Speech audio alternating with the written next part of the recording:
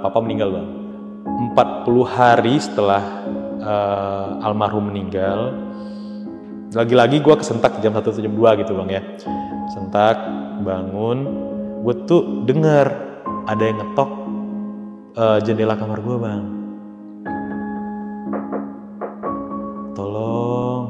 Tolong, gitu di kamar gue.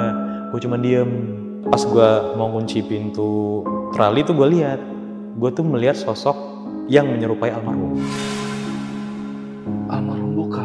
Ya, gue melihat sosok, dia cuman gini doang, hilang. Gue shock, gue ambil HP, gue nelpon mama, nangis jadi-jadinya. Mak, Aldi, kamu kenapa? Aldi ngeliat papa, Mak. Aldi ngeliat papa.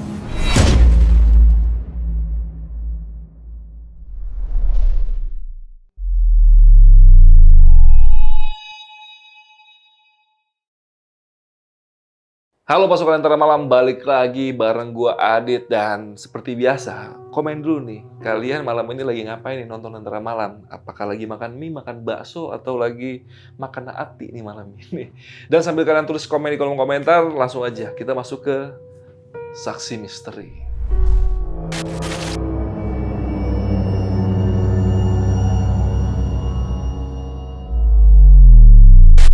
Jadi beberapa hari lalu gue kedatangan salah satu teman lama gue yang udah cukup lama merantau di daerah Sumatera. Dan dia itu ketika datang ke gue itu menceritakan beberapa hal-hal mistis yang terjadi ketika dia itu tinggal di daerah Sumatera. Dan gue cukup tertarik dengan cerita-cerita yang dia ceritakan langsung ke gue. Tapi sayangnya beliau ini masih belum siap untuk jadi narasumber di Antara Malam. Dan nggak tahu kenapa tanpa sengaja tiba-tiba ada salah satu DM yang masuk ke Instagram Lentera Malam. Dan dia itu berasal dari daerah Pekanbaru. Gue rasa kebetulan banget nih, gue lagi pengen ngangkat cerita dari daerah Sumatera. Ada DM masuk dari pasukan Lentera Malam.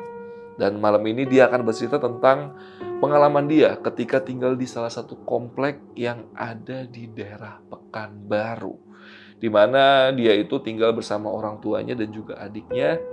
Dan yang ngalamin gak cuma dia, teman-teman, keluarga, dan warga yang tinggal di komplek tersebut. Yaudah kita sapa dulu aja narasumbernya, udah ada sebelah gua, ada Aldi. Aldi, apa kabar nih? Sehat abang, alhamdulillah sehat. Alhamdulillah ya, thank you banget lu udah nyempetin waktu lu untuk mampir ke Antara Malam dan berbagi kisah pengalaman mistis lu yang terjadi di tempat tinggal lu waktu di Pekanbaru. Nah, ini kan lu bakal cerita tentang komplek perumahan lu dan juga rumah lu sendiri nih dia. Iya. Apa sih yang ngebikin komplek perumahan lu itu angker dan juga rumah lu itu angker? Kalau di cerita ini bang, komplek tinggal nyokap bang ya, itu bersebelahan dengan kuburan makam pahlawan dan kuburan umum.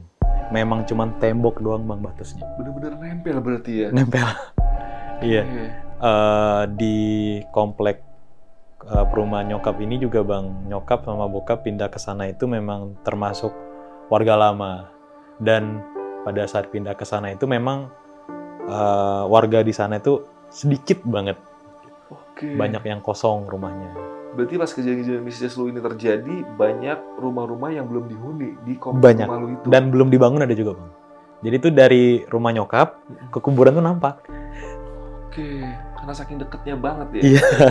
Tapi kalau sekarang udah banyak rumah, udah padat. Nah. Iya. Dan ada satu bagian tadi kita sempat ngobrol di bawah dan gue itu cukup terkesima ya dengan kejadian ini ya. Itu ketika lu bisa bertemu langsung dengan almarhum bokap lu. Iya bang. Itu kapan kejadiannya? Itu pada saat gue tinggal di rumah gue sendiri bang. Berpisah sama mama. Waktunya itu 40 hari setelah kepergian almarhum bokap. 40 hari setelah bokap meninggal? Iya bang. Lu ketemu lagi sama bokap? Iya, sosok yang menyerupai bokap. Jadi buat pasukan Antara Malam yang penasaran banget sama cerita lengkap dari Aldi, karena ini cerita bakal epic banget, simak terus podcast ini sampai habis, jangan ada di skip, cukup skip iklannya aja. Dan sebelum masuk ke ceritanya, gue mau infoin dulu buat pasukan Antara Malam yang pengen jadi narasumber seperti Aldi yang ada di sebelah gue. Kalian bisa langsung aja DM ke Instagram Antara Malam, nanti bakal diarahin sama produsernya Antara Malam. Oke, udah siap buat cerita malam ini tentang komplek perumahan lo? Siap bang. Oke. Nggak usah lama-lama lagi, sebelum mendengar ceritanya, kalian tonton dulu intronya.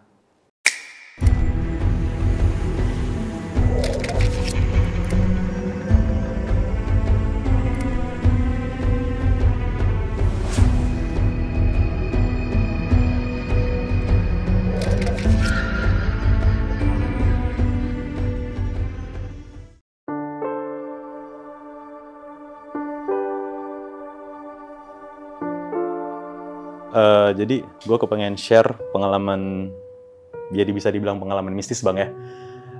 Waktu itu antara kelas 4 atau 5 SD, awalnya itu gue tinggal di satu perumahan, anggap aja rumah satu gitu Bang ya, biar lebih gampangnya. Bokap nyokap tuh pindah lah ke rumah nomor 2 di suatu perumahan di Pekanbaru yang nggak bisa gue sebutin lokasinya di mana gitu Bang ya. Aman ya. Jadi sampai di sana tuh dia di kelas 4 atau 5 SD lah gitu Bang, di suatu komplek. Kejadian awalnya itu biasalah anak-anak komplek ya, kelas-kelas 4 atau 5 SD tuh malam minggu sering sepedaan, dan memang komplek itu baru Bang. Baru, dan bokap nyokap itu salah satu penduduk yang lama juga di sana gitu. Jadi pada saat itu tuh penghuni dalam satu komplek itu tuh sangat sedikit. Jadi gua bareng teman-teman bersepedaan lah malam minggu, tak. Jadi ada lewat di satu gang, itu memang hanya 2 rumah yang berisi, selebih itu kosong. Gue masih ingat tuh gue urutan ketiga kalau nggak salah, di sepeda itu kan konvoy ya bareng teman-teman. Gue ngebonceng adik gue Bang, adik sepupu gue cowok.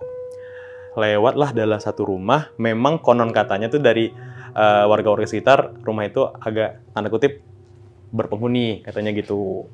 Lewat di situ, adik gue nih yang ngomong nih Bang Aldi, kayaknya gue lihat pocong deh di rumah kosong itu.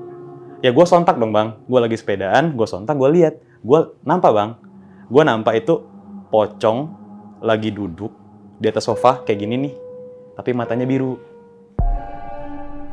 Oke, berarti 2 orang lihat nih. Bukan gue 2 orang Bang, abis itu kan gue cabut tuh, gue teriak sama teman-teman. Jadi tuh ada rumah teman gue tuh, sebut aja namanya Pandu gitu ya. Gue teriak, di depan rumah Pandu ada pocong. Semuanya kelihat, semua teman-teman. Bukan gue sama adik gue aja Bang, tapi semua teman-teman lihat.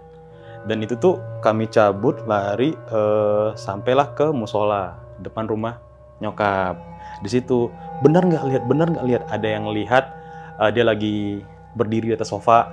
Kalau gue kan lihatnya dia lagi duduk nih, gini, mandang ke arah keluar, dekat apa ya namanya ya, jendela. Berarti ngeliat ke arah keluar, ngeliat ke arah lu? Iya, gue gitu. Itu kejadian pertama kali di komplek tinggal yang di rumah 2 ya. Nah setelah itu tuh kelas 4 SD beralih gue ke SMP, gue lupa kelas 2 atau kelas 3. Itu zaman-zaman warnet merajalela lah Bang, Point Blank atau Losaga gitu ya. Jadi gue bareng teman-teman gue tuh ada 5 orang. Gue, Alex, Budi, Yadi, sama Ibrahim gitu. Jadi komplek tinggal nyokap gue ini Bang memang bersebelahan dengan Taman Makam Pahlawan dan kuburan umum. Jadi cuman dibatas dengan tembok doang gitu. Sampingnya ini. Nah, pas langsung. Ya, kalau teman-teman yang di Pekanbaru mungkin teman-teman gue tahu nih Bang, di mana ininya gitu. Dan di situ tuh dulu ada pohon gede, besar banget dan nggak bisa ditebang. Dulu, kalau sekarang udah ditebang mungkin sama yang ini, gue nggak tahu juga ceritanya. Jadi tuh pulang dari main warnet sekitar jam 10 atau jam 11-an. Jadi tuh jalan arah balik itu tuh lurus kayak liter T. Ya, kebayang Bang ya. Mentok ya berarti. Mentok gitu. Jadi liter T ini belok ke kiri itu melewati kuburan. Yang notabene setelah kuburan komplek perumahan nyokap gua kan Bang ya. Nah, penerangan dari jalan itu cuma satu, di ujung sini doang. Selebihnya masih semak-semak pada saat itu. Kalau sekarang sih udah banyak rumah Bang. Terakhir gua ke sana udah banyak rumah. Nah, jalan nih Jalan berlima sampailah di penerangan. Si Alek bilang instruksi ke gua, "Di, istirahat dulu deh, capek." "Oh ya, boleh deh Lex," gitu kan. Nah, sampai di situ, dia nyeletuk nih, "Bang, Di, kita berangkat ada siapa sih?" Ada 5 orang Lex, gua, lu, Budi, Yadi, dan yang lain gitu kan. Oh 5 ya? Iya kenapa? Enggak, gua cuma nanya doang. Udah nih, yuk jalan yuk, jalan, teng ya supaya tidak mencengkam suasananya bang ya, kita kasihlah obrolan yang aneh-aneh lah ya, wajar lah ya, cowok penakut semua, dan yang nggak penakut tuh si Alex doang bang, selebihnya penakut. Entah kenapa tuh kita balik ke jalan yang sama, di dekat penerangan yang di dekat liter T tadi, yang tuh gua sama Alex, Lex, bukannya tadi kita lihat sini ya? Secara logika kan rumah gua kan deket dari sini, rumah kita kan deket dari sini nih, dari kuburan ini, cuman ngelewati ini doang. Ya juga ya dia, tapi perasaan gua nggak enak nih Di. Kenapa? Kita berapa orang sih yang ini yang pergi gitu, yang pergi pulang dari warnet? 5 orang Lex. Siapa aja sih? Gua, lu, Budi, Yadi, sama tuh lagi adiknya Budi. Pasti ya 5 ya? Iya Lex, gua serius. Yaudah deh, mungkin halusinasi gue aja, katanya gitu kan bang. Lewat lagi nih, nggak tahu kenapa tuh muter di tempat yang sama lagi bang. Di pertigaan itu lagi? Di pertigaan itu lagi, yang notabene cuman ada satu penerangan doang pada saat itu ya, lampu jalannya cuman di situ doang. Terus si Alex ngomong lagi, anjing, kayaknya ada yang nggak beres jadi. Iya sih Lex. Berapa orang sih Di yang kita pulang? 5 orang gue. Karena udah gue bilang, gue, lu, Budi, Yadi sama adiknya Budi. Istirahat dulu deh. Itu ada yang bawa jam tuh, ada yang nyeletuk bang. Udah jam 12 pas nih. Ada yang nyeletuk. Teman-teman tuh salah satunya. Terus si Alex bilang, gini deh. Lu pada semua pakai sendal kan? Iya, copot sendal. Copot tuh bang. Copot, letak di sini nih bang, di sela-sela jari gitu ya. Gini. Logikanya, kalau misalnya kita berlima, jumlah sendal ada berapa? 10 dong, 5 pasang. Oke, kita melingkar. Buat lingkaran tuh bang, lingkar kecil. Dari gua, habis itu lu Di, baru yang lain. Ngitung tuh bang, 1, 2, 3, 4, 5, 6, 7, 8, 9, 10, 11, 12. Ada yang nyeletuk 11, 12 bang. Dan itu kedenger semua. Udah tuh dari lingkarannya agak renggang tuh rapat, karena yang pemberani itu cuma si Alex, selebihnya penakut. Gue penakut juga bang. Ditanya Alex, coba pelan-pelan hitungnya, dari gue 1, 2, lu Di 3, 4, 5, 6, 7, 8, 9, 10, 11, 12. Ada lagi soal itu? Ada nambah 1 orang tapi nggak tahu siapa bang. Nah, waktu itu tuh masih mitos-mitos yang berkembang di masyarakat. Kalau kepo dan kepengen tahu tuh lihat di bawah selangkangan, katanya gitu. Dan bodohnya kelima orang ini ngelakuin itu tuh, tapi ke arah ini kuburan makam pahlawan. Pas dicek ada namanya si Budi. Budi ini badannya yang paling bongsor bang. Jadi pas Alex nanya, Di aman Di? Ke gua kan bang. Aman Lex. Lu aman nggak? Aman. Yudi, aman nggak? Aman. Adiknya aman. Pas di Budi, Bud, aman Bud. Dia diem. Kami semua merinding bang. Bud, aman nggak Bud? Dia lari. Langsung lari. Pas lari, kami dengar ada suara kunti. Dan lihat semua bang, lagi ketawa di atas, di dekat pohon yang gede itu. Dan itu tuh semuanya nampak bang. Kelima-limanya nampak. Lihat semua. Budi yang notabene paling bongsor, dia yang paling laju. Sampailah di titik tuh kami semua tidur di musola.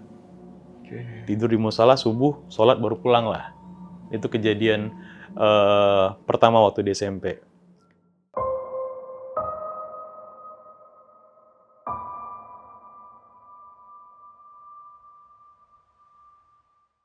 Terus waktu gua di SMA itu juga di rumah si Alex ini bisa dibilang tempat PW lah bang, untuk nongkrong-nongkrong sama teman-teman. Base camp lah ya. Base camp lah gitu. Dan notabene pada zaman itu tuh PlayStation 2, PS2 itu Alex punya. Gitu. Memang PW banget lah rumah dia juga full internet. Nah cuman rumah Alex ini nanti gua gambarin bang Dena itu tusuk sate. Posisinya tusuk sate. Banget. Oke. Banget. Dan kata Alek pun, ini cerita Alek tuh banyak kejadian-kejadian aneh di rumah dia, versi dia gitu. Nah, jadi tuh pernah lah kalau nggak salah gue tuh lagi nonton Copa America bang. Dan lagi-lagi tuh ya 5 orang tadi. 5 orang tadi ya. Terus gue nyeletuk ke Alek, Lek, lapar nih, gitu kan. Beli makan yuk. Lo ada uang nggak, Di? Ada sih 20 ribu. Ya 20 ribu mana cukup, Di? Kita berenam sama adik gua. Adiknya si Alek nih, anggap saja namanya Siti bang. Jadi kan ada 6 orang tuh. Jadi Alek bilang, kalau berenam 20 ribu nggak cukup, Di, mau beli apa? Bakso enak kali nih Wan, dini hari. Sontak tuh ada yang lewat bang di komplek perumahan, tukang bakso. Sifat jahil gua keluar sama si Alek. Kalau zaman dulu itu, kalau abang Adit ingat itu, ada ringtone suara kuntilanak, tau nggak? Oke, iya. Ya kan ya, di download di Webtrick atau di mana gitu ya. Nah, ada tuh yang punya. Kita kerjain yuk. Nah, mumpung adik lu ada nih si Siti. Dia kan memang dasar kulitnya putih. Ya tinggal dipoles dikit, jadi nih barang nih. Gitu kan. Dan ini teman-teman Lentera Malam semua jangan diikuti ya. Kegiatan jahat ini, kegiatan nakal ini gitu. Jadi tuh nanti gue bikin skemanya bang. Jadi dari rumahnya si Alek itu ada berapa gang ya? 1, 2, 3. Baru tuh ada, kalau Bang Adit tahu itu pohon seri, tahu nggak bang? Pohon seri gitu ya. Nah di situ tuh sentralnya tempat kami ngerjain. Gua bareng teman-teman gua itu udah di posisi. Nah notabene si tukang bakso tuh berhenti di sana. Si tukang bakso berhenti di sana, diputerin nih suara itu. Dan si adiknya Alek itu keluar nakutin dan berhasil. Dia lari, gerobaknya tinggal. Gerobaknya tinggal, kami eksekusi. Makan. Makan kan? Ya. Meracik sendiri nih berarti. Salah kan? Kalau dibilang salah gitu. Cuman gua karena ada uang 20 ribu, biar nggak salah alamat, gua bayar. Kasih 20 ribunya. 20 ribu gua letak, tapi ludes. Iya. Semua ini ludes lah gitu. Setelah itu tuh udah kenyang, balik nih jalan mau ke rumah si Alek. Gue lihat dari awal itu adiknya si Alek, si Siti itu pucet. Siti kenapa? Gitu kan, tanya. Nggak apa-apa bang. Udah santai aja, gue rangkul nih bang. Sampai arah pulang. Jadi gue nggak tahu kenapa, gue cerita ke teman-teman tuh. Cerita. Sampailah di pagar rumahnya si Alek. Pas mau ngebuka pagar, adiknya si Alek keluar dari rumah. Ngomong, loh gue kok ditinggal bang? Lah sontak dong yang 5 Pandawa ini tuh kayak, tadi siapa? Yang gue rangkul siapa bang? Itu merinding semua bang. Setelah itu pasca semua sholat, sholat semua, insaf. Itu langsung ditegur sama Tuhan. Itu. Berarti yang tadi nakul itu nggak tahu siapa? Nggak tahu, yang gue rangkul bang. Yang lu rangkul bahkan ya? Nah malah gue tanya, lu kenapa Siti? Muka lu pucat? Nggak apa-apa bang. Tapi mukanya yakin itu si Siti. Yakin. Gue memang deket sama keluarganya si Alek, sama adiknya si Alek juga gue anggap adik gue gitu bang. Gue rangkul, cuman waktu itu mungkin entah kenapa gue nggak tahu, gue lagi ngobrol sama teman-teman sampai di depan pagarnya Alek tuh mau buka pagar, adiknya keluar dari rumah. Semuanya notabene pasti shock bang, shock. Kenapa sih kalian tinggalin gue gitu? Kata si Siti, lah, Ti, bukannya tadi elu yang enggak? Gue kan bilang gue ke toilet. Lah, gua balik, kalian nggak ada, kata Siti bang. Itu jadi yang jadi pertanyaan sama 5 Pandawa ini, yang gua rangkul siapa? Yang jadi kuntilanak itu siapa? Gitu. Tapi si Siti keluar dari kamar mandi, dari rumah itu penampilannya udah dandan. Udah dandan ini. Sama seperti yang lu lihat tadi. Sama. Pakai mukena make up putih banget gitu. Dan notabene juga kulitnya si Siti ini putih bang. Putih asli. Ya aslinya putih, tinggal dipoles dikit aja udah mirip inilah istilahnya kuntilanak banget lah gitu. Gue mumpung inget nih pas kelas 3 SMA itu, nah nyokap itu pernah ngajarin gue bang, kalau misalnya ketemu hal-hal yang tidak kasat mata atau gimana tuh jangan lupa istighfar. Nyokap sering ngajarin gitu bang, baca Al-Fatihah, istighfar gitu kan. Oh ya ma. Ya waktu kelas 3 SMA gitu kan bang, ya pasti adalah les-les tambahan, les-les di luar jam sekolah gitu. Nah gue balik itu tuh menjelang maghrib, dan gerimis juga pada saat itu. Gua balik, setelah lewat lapangan bola itu ada jalan yang bentuk huruf S gitu bang, melengkung. Baru lurus. Nah sebelah kanan itu tuh kayak ada pohon tinggi gitu bang, berjajar. Gue lagi bawa motor tuh, di pelipis mata gue tuh lihat kayak ada putih-putih. Pas gue nengok itu pocong bang, lagi tegak di pucuk pohon. Awalnya matanya merem. Gue masih pelan tuh. Gue ngucap kan, sontak bang, astagfirullahaladzim, teng, merah matanya bang. Di situ gue langsung tancap gas pulang ke rumah. Dan di samping rumah nyokap itu tuh ada yang lagi pesta, panitia gitu, panitia mau pesta besokannya. Gue terjatuh di situ karena laju, ditolong sama ini. Nah di situ baru gue cerita ke bokap sama nyokap. Maaf pak, Aldi lihat pocong dekat lapangan bola. Nah di situ gue baru tahu bang, nyokap gue itu penakut banget. Makanya kejadian-kejadian di rumah tuh nggak pernah gue ceritain. Iya.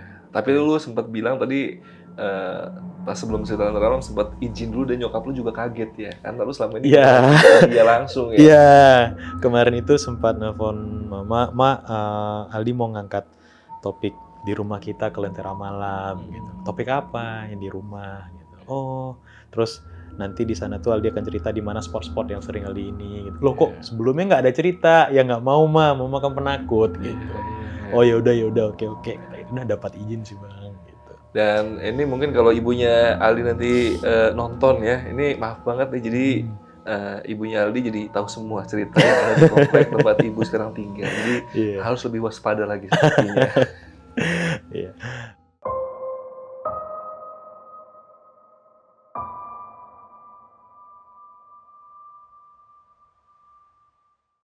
Lanjut berikutnya itu setelah gue tamat kuliah nih bang. Setelah gue tamat kuliah, gue kerja lah gitu. Gue mencoba tinggal sendiri. Nggak bareng dengan nyokap sama adik. Di rumah ketiga lah kita sebut ya. Tapi di Pekanbaru juga? Pekanbaru juga, di rumah ketiga. Di rumah ketiga, setelah itu tahun berapa, 2020-2021 gitu, papa meninggal bang. Papa meninggal dia zamannya COVID-19 ya. Oh iya. Nah, 40 hari setelah almarhum meninggal, jadi tuh posisinya gue mau ngunci pintu nih bang. Dan pintu terali lu tau lo bang ya, pintu terali sama pintu kayu gitu kan. Gue mau kunci pintu terali itu udah sekitar jam, nggak malam-malam banget bang, jam 10-an lah. Gue tinggal sendiri, gue kunci pintu tuh, di depan pintu rumah gue itu ada mobil Brio merah, mobil tetangga. Nah jadi gue ngelihat itu, ya mobil merah dengan warna putih itu kan kontras bang. Kontras banget kan. Nah kontras banget pas gue mau kunci pintu terali tuh gue lihat. Gue tuh melihat sosok yang menyerupai almarhum. Almarhum bokap? Ya. Gue melihat sosok, dia cuman gini doang, hilang. Gue shock, gue ambil HP, gue nelpon mama, nangis jadi-jadinya. Mak, Aldi, kamu kenapa? Kata Aldi ngeliat papa, mak. Aldi ngeliat papa. Ya Allah nak, kata dia kan. Ya udah kamu ke rumah mama aja. Yang notabene bang, dari rumah gua ke rumah mama itu estimasi perjalanannya kalau pakai mobil ya 20 menitan lah. Nggak begitu jauh. Cuman gua bilang ke nyokap, mak kayaknya Aldi nggak bisa deh balik malam ini gitu. Takut terjadi hal-hal yang tidak diinginkan di jalan. Gua balik ke atas tuh bang, lantai 2 kan rumah gua yang itu, lantai 2. Gua nggak bisa tidur bang, nggak bisa tidur. Orang mau subuh baru gue tidur. Kepikiran banget itu? Kepikiran, shock bang.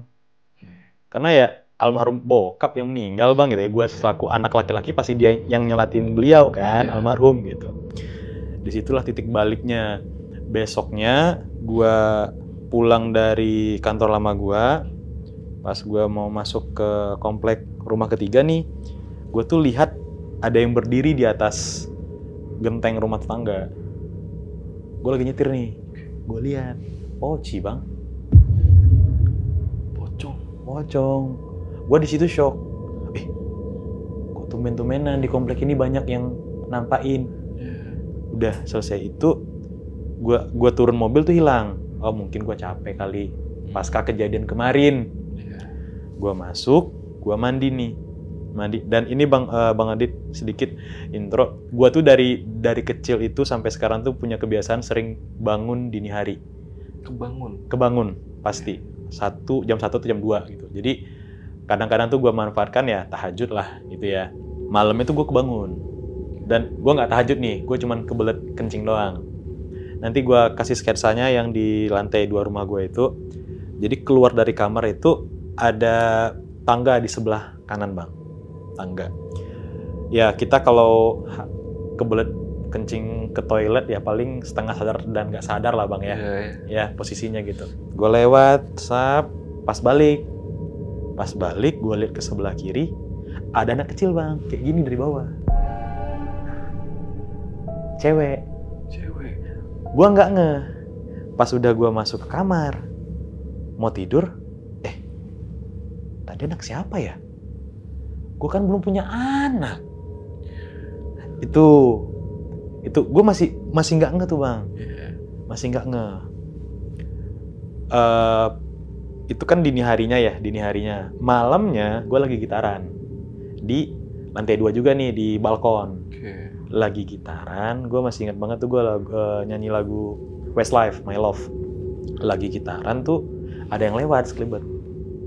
Gue nggak tahu itu apa. Karena udah nggak masuk logika, gue telepon nyokap, "Ma, Aldi ke tempat mama." Malam itu juga, gue kemasin barang gue tidur tempat nyokap. Nyokap bilang, "Mungkin kamu capek kali." Katanya gitu kan. "Mungkin kali Ma ya." Gitu. Tidurlah gue di kamar gue nih Bang. Mungkin sekitaran jam...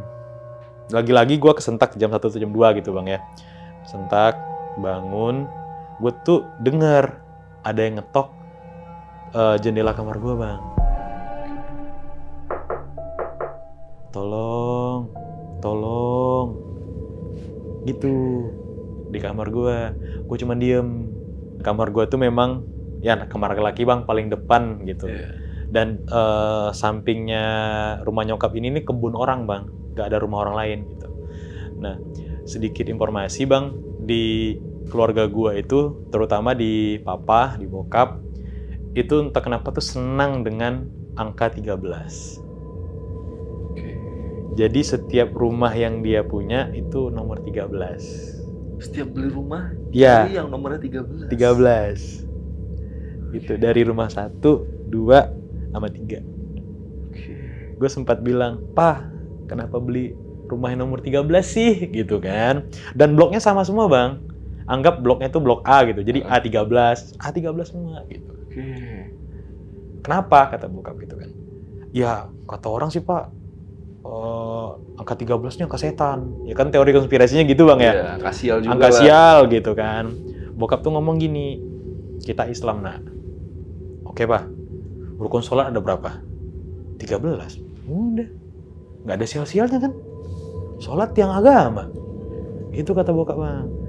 Balik ke cerita lagi, itu gangguannya itu hanya terjadi tiap malam Bang. Dan itu notabene itu pasti di hari. Ngetok jendela, ngomong tolong gitu.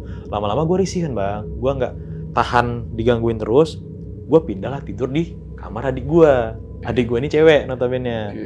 Nah, mama tuh nganggap masih tuh kayak, "Kamu kayak capek deh. Masih ini. Adik juga kayak gitu. "Ah lu penakut. Ya? Lu masih penakut," kata adik gitu kan. Memang notabene adik gue lebih pemberani Bang ketimbang gue. Nginaplah tidur gue di kamar adik gue. Suatu malam gitu. Nah, gue tuh denger Bang, ada yang ngetok lagi di kamar adik gue, di jendela. Gue mencoba untuk tidak mendengar. Mencoba untuk kayaknya gue nggak dengar nih kayak. Ya, pura-pura kayak gitu. Terakhir adik gue manggil, "Bang, apa Dik?" Gitu ya. "Siapa yang ngetok Bang?" Nah, itu yang Abang rasain di kamar Abang. Sejak dari itu dia percaya Bang. Nah, itu gue tidur di kamar adik itu sekitar 2 bulan Bang. 2 bulan, saking nggak beraninya. Kan gue penakut Bang. Iya. Gue penakut. Jadi setiap malam tuh gue tidur di sana. Dan kadang terjadi, kadang enggak gitu ketukannya. Tapi kata-katanya sama, tolong.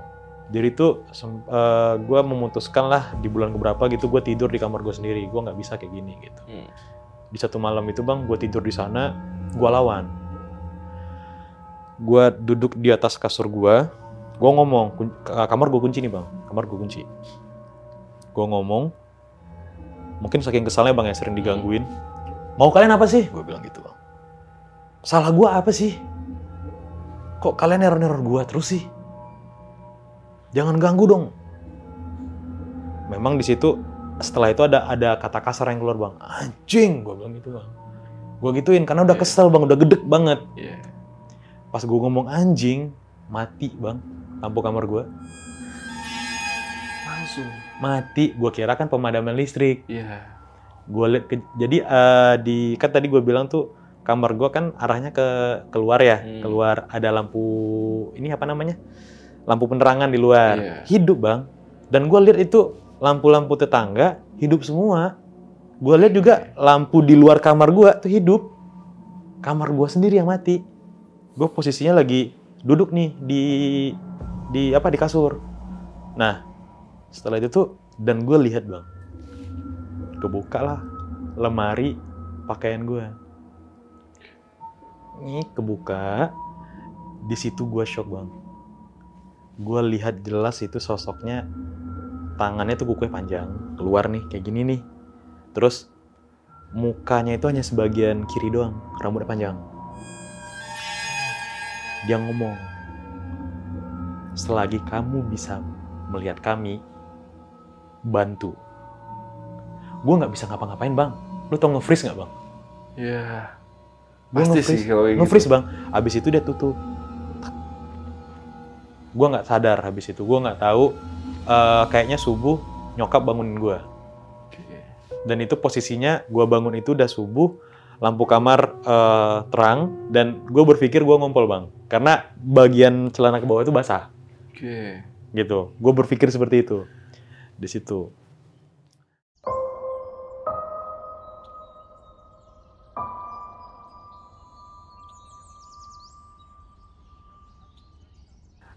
Selanjutnya mungkin ada yang kelewat nih bang ya. Gue cerita yang waktu di SD. Jadi di suatu sore memang di luar tuh sedang gerimis gitu. Mungkin sekarang abang bisa ngebayangin gue tuh lagi main PSP bang, game portable. Gue kan memang anaknya gaming banget bang. Gue main di ruangan TV gitu. Nah notabene ruangan TV ini langsung lurus dengan garase dan ruang pakaian keluarga. Ruang gosokan lah gitu ya. Dan itu tuh kebuka semuanya di rumah gue sendiri. Di rumah gue sendiri. Jadi tuh sore gue lagi main PES lah gitu ya, main bola. Tiba-tiba tuh yang di ruangan pakaian pintunya ketutup. Tlok. Gue cuman mikir bang, mungkin angin kali. Karena kan di luar lagi gerimis. Nah, kayak gemuruh sekarang nih bang kan gitu kan. Nah, setelah kan udah ketutup nih bang. Gue main lagi. Gue lihat bang, ganggang pintu, klak, kebuka.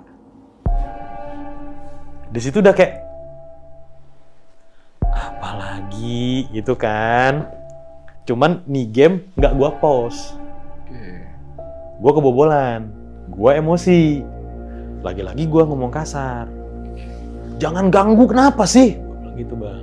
Anjing, gue ngomong anjing, itu jilbab nyokap terbang bang, warna putih. Habis itu tuh pakaian-pakaian kan ada tuh di tempat ruangan pakaian itu yang digantung gitu bang.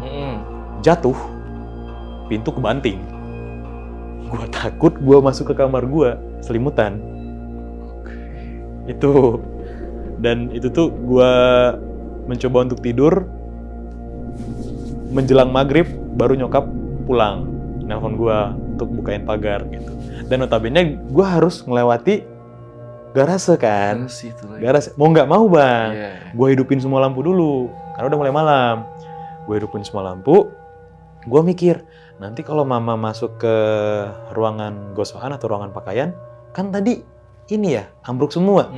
Nyokap masukin mobil, parkir, dia langsung ke ruang gosokan. Kok ditutup di pintunya? Logika gue bang, berarti memang kejadian tadi itu bukan mimpi gitu. Ya kan? Dibuka, cekrek, rapi bang. Tapi pintunya ketutup. Itu zaman SD gitu bang ya.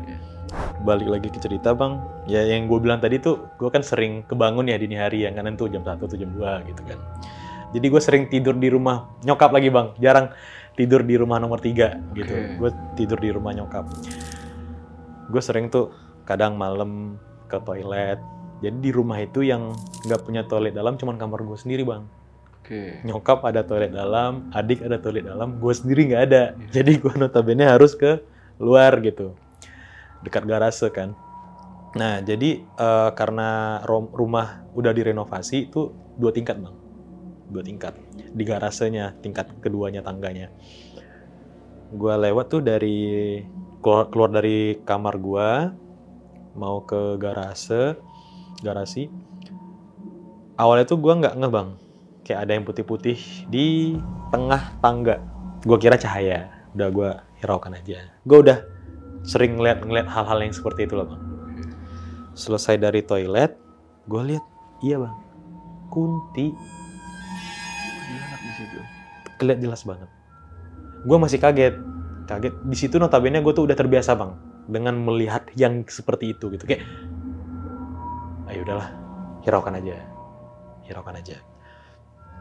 Besoknya 2 hari 3 hari, dan gue tuh punya teori konspirasi bang. Setiap Kamis malam, dan itu malam Kliwon. Berarti malam Jumat Kliwon ya? Ya, itu pasti ada gangguan. Gue harus siap-siap gitu. Udah prepare ya? Udah prepare. Setiap, gue nggak tahu bang, jadi kalau gue pernah lihat kalender Jawa gitu, lagi lihat tadi malam gue ada gangguan apa ya gitu. Oh, Kliwon nih, hari Kamis nih, malam Jumat Kliwon jatuhnya. Gitu. Setiap, sampai sekarang. Jadi gue udah prepare, kalau misalnya kita syuting ini nih, apakah Kliwon, gue harus prepare gitu. Nanti malamnya gitu. Terus, gue tuh nggak tahu kenapa bang, gue sering terkadang balik dari kantor lama gue, itu ada yang naik di mobil gue, sering. Cuman gue kayak, ya lagi-lagi bang, mereka minta tolong. Tapi gue nggak mengidahkan, gue tidak menjawab. Gitu. Gue nggak mau. Gue belum pernah sama sekali berkomunikasi dengan makhluk itu bang. Tapi yang jadi pertanyaan gue itu, menjelang gue masuk ke rumah, di halaman rumah itu, mereka keluar bang. Mereka nggak ikut ke rumah. Gue nggak tahu kenapa. Cuman di rumah itu, kalau untuk makhluk yang pernah nunjukin itu yang di lemari 1, sama Mbak Kun yang di tangga, gitu kan. Jadi pernah suatu malam itu gue keluar ngambil apa gitu ke mobil gitu bang ya. Di situ gue kaget bang. Di luar rumah berjejer, rame. Ada yang anak kecil, ada yang bentuknya itu kayak matanya hilang. Pokoknya difabel semua, gak ada yang sempurna. Tapi mereka tuh di luar halaman bang. Gue nggak tahu kenapa mereka nggak masuk. Nggak masuk ke dalam. Ya, gue lihat aja serem bang. Dia ngelihat gue semua. Gue cuma ngambil berkas apa gitu di mobil. Itu pernah gue lihat itu tuh. Pernah kejadian ekstrim juga nih bang di kamar gue. Dini hari di suatu malam, gue mau tahajud nih. Tapi selesai tahajud tuh gue mau zikir pakai tasbih. Lagi zikir tasbih. Jadi tuh posisinya kan gue lagi sholat nih bang. Jaraknya dari sini sampai ke bang Ahmad di sini kan, dinding. Dinding di belakang kasur gue. Sebelah kanan tuh lemari gue, lemari pakaian. Jadi pas zikir gini, dah mau hampir selesai zikir, gue ngebuka mata. Gue tuh lihat bang di posok sini tuh kayak kain kafan, tapi dari kaki sampai lutut doang gue bisa berani liatnya. Berarti pocong kan bang? Gue nggak nyampe ke atas nggak. Jadi gue lagi gini, lagi zikir, merem kan? Gue lempar tasbih langsung bang. Dan lemparan tasbih itu nggak langsung mengenai dinding, kayak kena dengan benda lain gitu. Gue istighfar, astagfirullahaladzim, gue bilang. Itu kejadian paling horor di kamar setelah yang ada wanita itu, Bang. Yang keluar dari lemari itu ya? Iya, itu. Gue nggak tahu kenapa, Bang.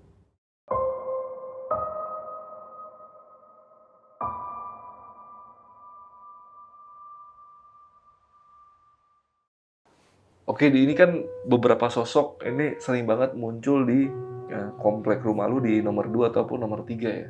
Iya. Yang kedua atau ketiga gitu, bukan nomor 3. Mm. Nah, cuman yang menarik perhatian gue tuh sebenarnya ketika lu ngeliat sendiri almarhum bokap lu waktu di rumah yang nomor 3 ya. Iya, Bang. Setelah kejadian tersebut lu sempet nggak sih kayak mungkin dimimpiin sama bokap, mungkin ada sesuatu pesan yang belum disampaikan sama bokap, atau ada sesuatu yang berkaitan sama bokap itu terungkap gitu? Kalau dimimpiin pernah sih, Bang. Pernah. Mungkin gue sempat cerita ke nyokap tuh bilang kayak gini, Mama sebenarnya tuh iri sama Aldi. Kenapa, Ma? Mama tuh kepengen ketemu sama Papa, walaupun dalam mimpi. Tapi yang sering dinampakkan itu Aldi. Iya sih, Ma. Kalau dimimpiin itu, Bang, bokap bilang, semenjak kepergian bokap, kalian tinggal bertiga. Akur. Jangan terpecah belah. Apapun kondisi, bagaimanapun, tetap solid. Gue bilang ke bokap, Pak, sebenarnya Aldi nggak kuat, Pak. Berat banget beban yang dipikul. Papa minta maaf. Bokap cuma ngomong gitu di mimpi. Oke. Kalau sekarang tinggal lu, nyokap sama adik lu aja. Kalau di rumah nyokap itu, Bang, ada nyokap, adik, sama nenek. Oke, tapi yang keluarga inti kan lu bertiga kan? Iya. Dan ini kan akhirnya kan nyokap tuh sekarang tinggal di rumah yang nomor 2. Rumah nomor 3 sekarang yang huni siapa? Karena lu kan di Jakarta sekarang gitu. Kosong, Bang. Kosong. Kosong. Dari tahun 2022 akhir. 2022 akhir. Iya. Berarti udah hampir Setahunan, iya. Kosong, nggak ada yang huni sama sekali. Nggak ada. Kosong. Kayaknya lu kalau pulang kampung ke sana, balik ke sini lagi ada cerita baru kayaknya. Kayaknya gitu sih, Bang. Karena kan banyak yang bilang rumah 40 hari nggak ditinggalin aja biasanya udah banyak yang ada di sana. Iya. Dan ini kita balik lagi ya ke cerita lu yang bagian-bagian awal tadi. Gue mau nanya sedikit nih, ini kan emang komplek lu bisa dibilang serem ya, karena di sampingnya pun ada pemakaman ya dia. Iya, Bang. Ada nggak sih faktor lain atau mungkin sejarah lain yang ngebuat komplek lu itu memang akhirnya serem seperti yang lu ceritain tadi, seperti yang lu ngeliat pocong dan kuntilanak itu? Ada nggak sih latar belakang lain selain dari kuburan tersebut gitu? Kalau memang sih di sekitaran komplek itu tuh, Bang, ada kuburan, ada 2 ya. Okay. Ada 2, tapi satu memang di samping komplek banget, satu lagi tuh agak jauh lah, agak sekitar 150 meter lah atau 200 meter gitu. Dan gue baru ingat nih, Bang, di dekat rumah nyokap itu kan ada lapangan bola ya, yang gue ceritain tadi, yang gue lihat pocong tadi. Itu konon katanya lapangan bolanya angker juga. Oke, tapi apa katanya? Ya di sana itu banyak manusia yang tanda kutip bersetubuh. Oke, jadi tempat maksiat. Ya di sana jadilah angker. Dulu tuh masih pemukiman masih minim lah, Bang. Masih banyak semak-semak di sana. Oke, karena gue tadi awalnya mikir kenapa komplek lu itu angker mungkin ya. Jadi biasanya kalau pemakaman itu kan biasanya luas. Gue pikir komplek lu itu sempet mungkin ngegusur sebagian dari pemakaman dan dibangun di atas bekas pemakaman. Gue pikirnya gitu tadinya. Gue nggak pernah nanya ke warga-warga sekitar, Bang, ya.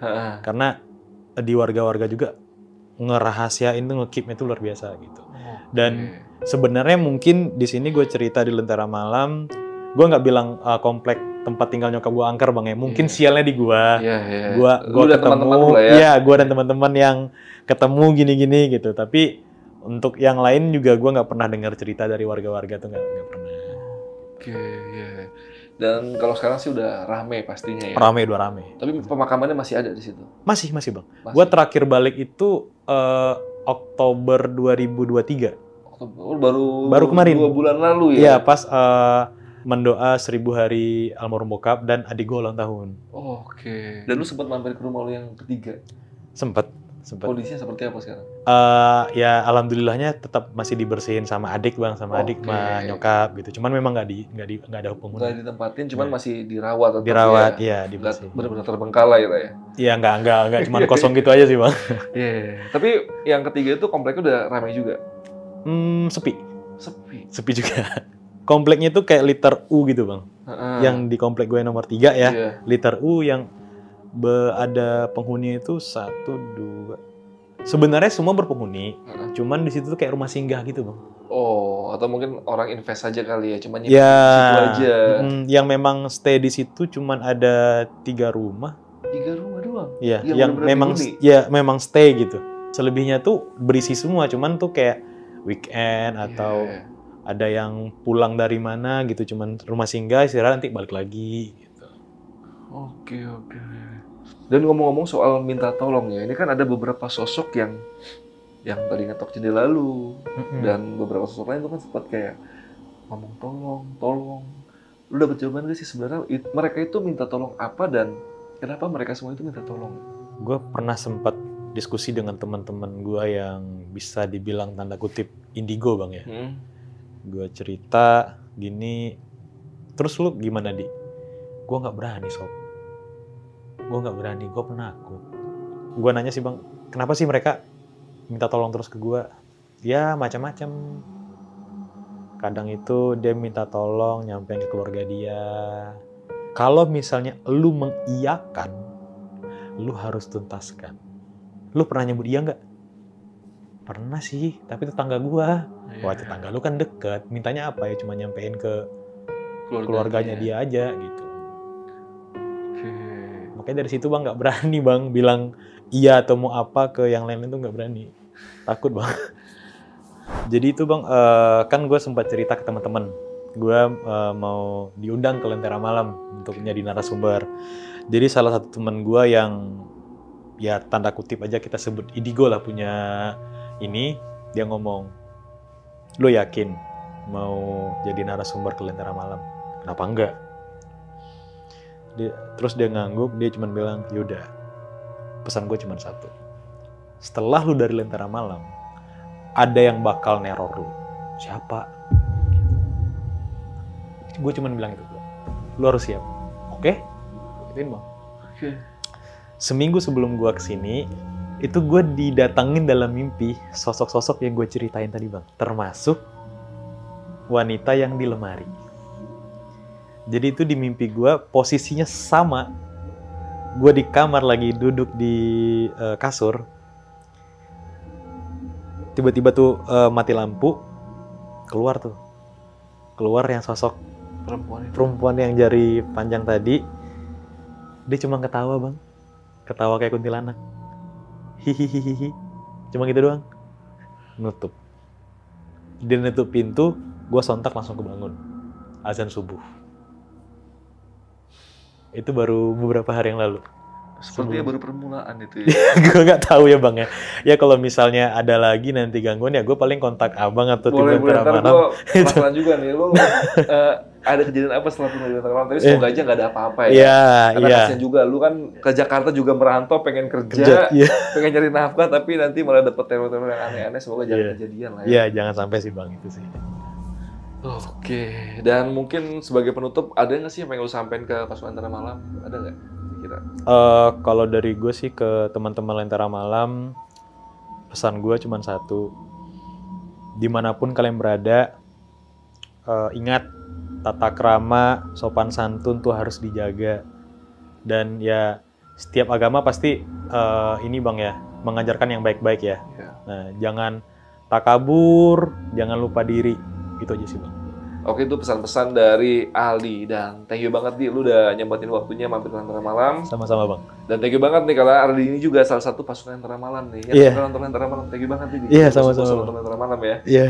Dan thank you banget nih buat pasukan Lentera Malam yang udah nonton sampai detik ini. Tapi sebelum kalian close videonya, gue mau ngasih info dulu nih. Jadi buat kalian yang memang pasukan Lentera Malam sejati, gue mau ngasih info kalau Lentera Malam itu abis ngeluarin eksklusif e-book, di mana kita punya cerita-cerita yang belum pernah kita angkat di Lentera Malam, tapi kita bikin jadi e-book. Jadi buat pasukan Lentera Malam yang hobi baca dan suka baca, kalian wajib banget punya e-book ini karena ini spesial banget. Emang kita siapin cerita-ceritanya, kita simpen, gak kita publish di podcast Lentera Malam karena emang ini cerita-cerita epic banget. Karena ada beberapa cerita, mungkin gue sebutin salah satunya, itu judulnya seperti Pulung Gantung, Hantu Popo, dan masih banyak lagi lah pokoknya. Nah, buat pasukan Lentera Malam sejati yang tertarik banget sama bukunya, kalian bisa langsung aja klik link yang ada di kolom deskripsi. Nanti ikutin aja instruksinya untuk cara belinya seperti apa. Dan gue nobatkan buat kalian yang beli e-book ini, kalian adalah pasukan Lentera Malam sejati. Dan gue rasa podcast malam ini sampai sini aja. Gue dari Lentera Malam izin pamit. Bye.